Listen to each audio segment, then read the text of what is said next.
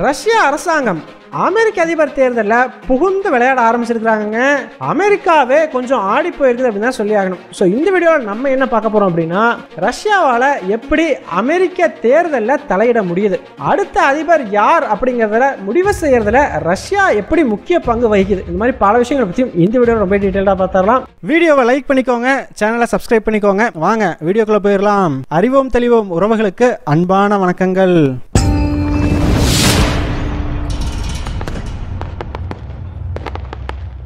முதல் விஷயமா, அமெரிக்காவில் அதிபர் தேர்தல் நடக்கிறதுக்கு இன்னும் ஒரு 2 மாதம் கூட இல்லைங்க. அடுத்தது நவம்பர் 5ஆம் தேதியில் அமெரிக்க அதிபர் தேர்தல் அப்படிங்கிறது வரப்போகுது. ஸோ இந்த தேர்தலில் டொனால்ட் ட்ரம்ப் ஜெயிப்பாரா இல்லை கமலா ஹாரிஸ் ஜெயிப்பாரா அப்படிங்கிறதுல ஒரு பெரும் குழப்பம் இப்போ வரைக்கும் நிலவிக்கிட்டு தான் வருது. சரி, இவங்க இதில் யார் ஜெயிக்க போகிறாங்க அப்படிங்கிறதுல தான் குழப்பம் நிலவுது அப்படின்னு பார்த்தா, மற்ற நாடுகளுடைய தலையீடும் பார்த்தீங்கன்னா அமெரிக்க அதிபர் தேர்தலில் உச்சகட்டத்தை நெருங்கி இருக்குதுங்க. ஸோ யூஸ்வலாக அமெரிக்கா தான் மற்ற நாடுகளுடைய தேர்தலில் பெரிய அளவுக்கு தலையிடுவாங்க. உதாரணத்துக்கு சமீபத்தில் வங்கதேச தேர்தலில் தலையிட்டு இருந்தாங்க. ஏன் ஈவன் இந்திய தேர்தலையுமே அமெரிக்கா தலையிட்டதா ஒரு குற்றச்சாட்டு முன்வைக்கப்பட்டது.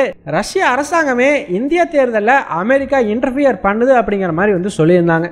ஸோ அப்படிப்பட்ட அமெரிக்க தேர்தலே பார்த்தீங்கன்னா ரஷ்யா, சைனா, ஈரான் இந்த 3 நாடுகளும் இன்டர்ஃபியர் பண்ண ஆரம்பிச்சிருக்கிறாங்க. ஸோ இப்போ அமெரிக்க மக்கள் அவங்களுக்கான அதிபரை தேர்ந்தெடுக்க போகிறாங்களோ இல்லையோங்க, இந்த 3 நாடுகளும் யார் அந்த அதிபர் பதவிக்கு வந்தால் அவங்களுக்கு சாதகமாக இருக்குமோ அவங்கள அதிபராக்கிறதுக்கு என்னவெல்லாம் பண்ணணுமோ அந்த வேலைகளை பக்காவாக பண்ணிக்கிட்டு இருக்கிறாங்க. ஸோ ஆக்சுவலாக இந்த ஒரு விஷயத்த முதல்ல ஆரம்பித்து வச்சது யாருன்னு பார்த்தீங்கன்னா ரஷ்ய அரசாங்கம் தான். ஸோ ரஷ்யா கடந்த 2016 தேர்தலையே ட்ரம்ப்புக்கு ஆதரவாக அதிபர் தேர்தலில் இன்டர்ஃபியர் பண்ணியிருந்தாங்க. ஸோ ஆக்சுவலாக ஹிலாரி கிளின்டன் தான் அந்த தேர்தலில் ஜெயிக்கிற ஒரு சூழ்நிலை இருந்தது. ஆனால் கடைசி நேரத்தில் ஹிலாரி கிளின்டனுடைய இமெயில்ஸ் எல்லாம் ஹேக் பண்ணி ரஷ்ய அரசாங்கம் விக்கிலீக்ஸ் அப்படிங்கிற ஒரு இணையதளத்தில் வெளியிட்டுட்டாங்க. ஆக்சுவலாக ஹிலாரி கிளின்டனுடைய அந்த இமெயில்ஸ்லாம் பார்த்தீங்கன்னா அவங்களோட பர்சனல் கம்யூனிகேஷன் அப்படிங்கிறது நிறையவே இருந்தது. ஸோ அந்த கம்யூனிகேஷன்ஸ் மூலமாக ஹிலாரி கிளின்டனுடைய இன்னொரு முகம் என்ன அப்படிங்கிறது அமெரிக்க மக்களுக்கு வெளிச்சம் போட்டு காட்டப்பட்டிருந்தது. ஸோ இதன் விளைவாக அந்த தேர்தலில் ஹிலாரி கிளின்டன் தோற்று போகிறாங்க. டொனால்டு ட்ரம்ப் ஆட்சியை பிடிக்கிறார். ஸோ அப்போயே பார்த்தீங்கன்னா இந்த ஒரு விஷயம் ரொம்பவே பெருசாக பிரச்சனையாச்சு. இந்த மாதிரி ரஷ்யா உள்ள நுழைஞ்சு தான் டொனால்டு ட்ரம்ப்பை ஜெயிக்க வச்சிருக்கிறாங்க அப்படின்னு சொல்லி. ஸோ அதன் பிறகு 2020ஆம் ஆண்டிலும் டொனால்டு ட்ரம்ப்பை ஜெயிக்க வைக்கிறதுக்கு ரஷ்யா முயற்சி செஞ்சதாக சொல்லப்படுது. ஆனால் ரஷ்யாவினுடைய அந்த முயற்சிகள் கை கொடுக்கல. இந்த நிலைமையில் தாங்க ஜோ பைடன் ஆட்சிக்கு வந்த பிறகு ரஷ்யாவுக்கும் அமெரிக்காவுக்கும் இடையிலான உறவு அப்படிங்கிறது ரொம்பவே அதல பாதாளத்துக்கு போயிடுச்சு அப்படின்னே சொல்லலாம். ஸோ அதுவும் குறிப்பாக உக்ரைன் போர் ஆரம்பித்த பிறகு ரஷ்ய அரசாங்கம் எப்படியாச்சும் மறுபடியும் ஒரு எலெக்ஷன் வந்துச்சு அப்படின்னா அமெரிக்காவில் ஜோ பைடனை இருக்க விடக்கூடாது அப்படிங்கிறதுல ரொம்பவே குறியா செயல்பட ஆரம்பிச்சாங்க. அந்த வகையில் ரஷ்யா என்ன பண்ணியிருந்திருக்கிறாங்க அப்படின்னு பார்த்தீங்கன்னா, ரஷ்யன் டுடே அப்படிங்கிற ஒரு நியூஸ் சேனலை பற்றி எல்லாருமே கேள்விப்பட்டிருப்பீங்கன்னு நம்புறேன். ரஷ்யாவோட அஃபீஷியல் நியூஸ் சேனல் அப்படிங்கிற மாதிரியே நம்ம அதை கிட்டத்தட்ட சொல்லலாம். ஸோ இந்த ரஷ்யன் டுடேங்கிற சேனல் அமெரிக்காவிலையும் வந்திருக்குது.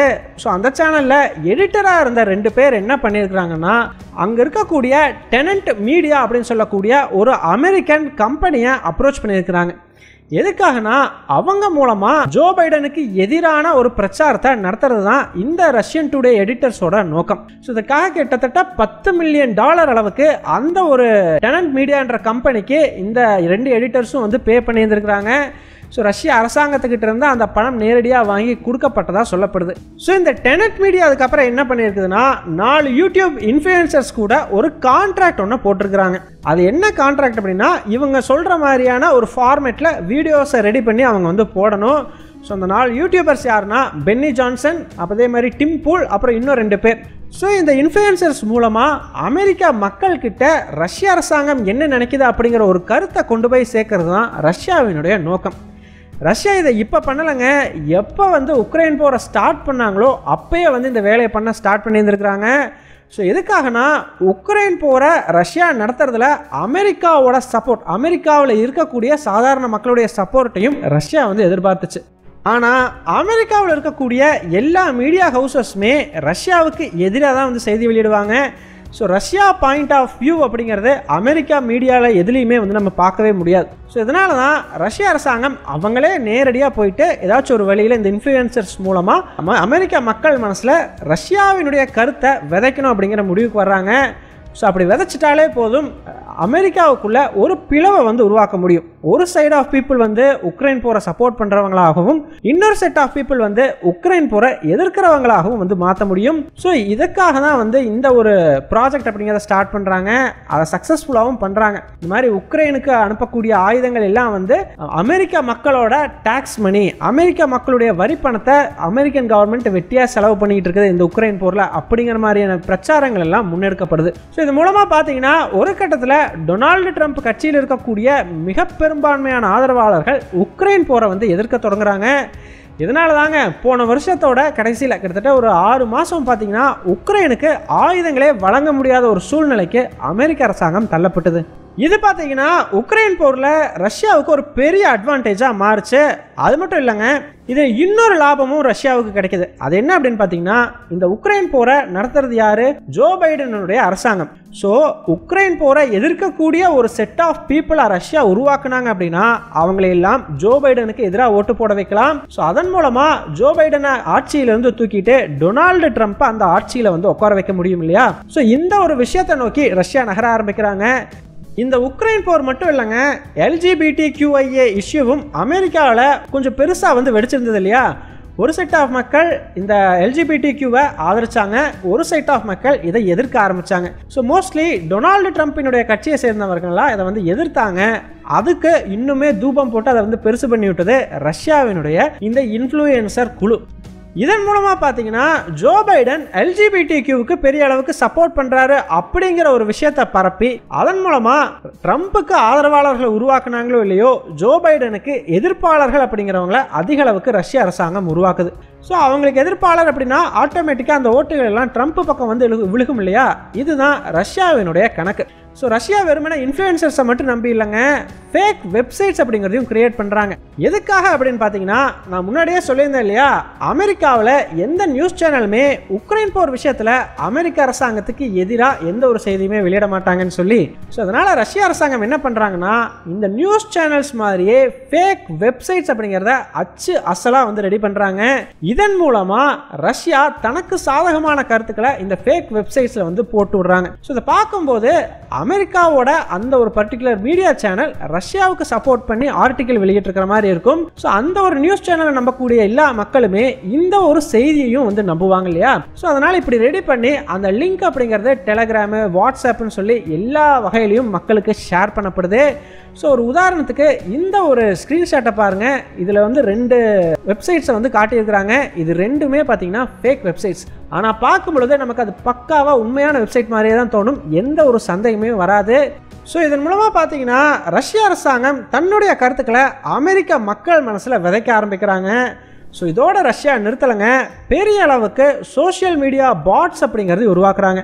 எதுக்காக அப்படின்னா, இந்த ஃபேஸ்புக்கு, ட்விட்டர் மாதிரியான கமெண்ட் செக்ஷன்ஸ்லாம் இருக்குது பார்த்தீங்களா, அங்கே போயிட்டு ரஷ்யாவுக்கு ஆதரவான கருத்துக்களை போடுறது, ரஷ்யாவுக்காக சண்டை போடுறது, இந்த மாதிரி விஷயங்களை இந்த பாட்ஸ் வந்து பண்ணும். ஸோ யோசிச்சு பாருங்க, ஃபேஸ்புக்கில் நம்ம ஒரு விஷயம் பார்த்துக்கிட்டு இருக்கோம், அதில் கீழே ரஷ்யாவுக்கு ஆதரவான செய்தியை வந்து அந்த கமெண்ட்ஸில் நிறைய பேர் போடுறாங்க. அப்படிங்கும் பொழுது ஓ அப்போ இதுதான் உண்மையோன்னு சொல்லி நமக்கே ஒரு செகண்ட் வந்து தோணும் இல்லையா? ஸோ அந்த மாதிரியான ஒரு விஷயத்தையும் ரஷ்ய அரசாங்கம் வந்து பண்ணுறாங்க.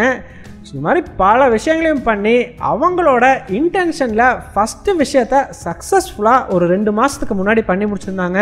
அது என்ன அப்படின்னு பார்த்தீங்கன்னா, ஜோ பைடனை ஆட்சியை விட்டு தூக்குறது.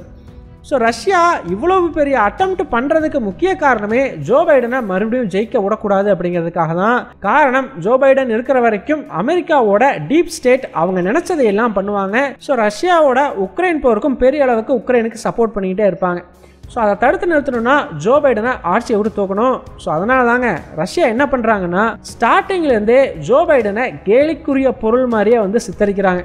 அதாவது ஜோ பைடனுக்கு வந்து ரொம்ப வயசாயிருச்சு இல்லையா? ஸோ அதனால் அவர் வந்து அப்பப்போ என்ன பண்ணுறாருங்கிறதே தெரியாமல் பண்ணுவார், ஸ்டக் ஆயிடுவார், வளருவார். இந்த மாதிரி அவர் பண்ணுற விஷயத்தை எல்லாத்தையுமே எடுத்து காமெடி வீடியோஸாக வந்து ரஷ்யாவினுடைய இந்த இன்ஃப்ளூயன்சர்ஸ் பகிர ஆரம்பிக்கிறாங்க. ஸோ இதனால் பார்த்தீங்கன்னா ஒரு கட்டத்தில் அமெரிக்காவில் பலருமே ஜோ பைடனுக்கு ஒரு ஹெல்த் செக்அப் பண்ணணும், அவருக்கு ரொம்ப வயசாயிருச்சு, அவரால் மறுபடியும் பிரசிடென்ட் எலெக்ஷனில் நிற்க முடியுமாங்கிறத பார்க்கணும்னு சொல்லி கோரிக்கை வைக்கிறாங்க. ஆனால் அதையெல்லாம் கண்டுக்காம ஜோ பைடன் பார்த்தீங்கன்னா மறுபடியும் ஒரு எலெக்ஷனில் நிற்கிறேன் அப்படின்னு சொல்லிட்டு 2024 தேர்தலில் நின்னாரு. ஆனால் அவரோட கெட்ட நேரமோ என்னமோ ட்ரம்ப் கூட ஒரு லைவ் டிபேட் ஷோ அப்படிங்கிறத ஆர்கனைஸ் பண்ணுறாங்க. அந்த டிபேட் ஷோவில் போய் பயங்கரமாக உளறி வச்சிடறாரு, எல்லா விஷயங்களையும் மாற்றி மாற்றி வந்து சொல்லிடுறாரு.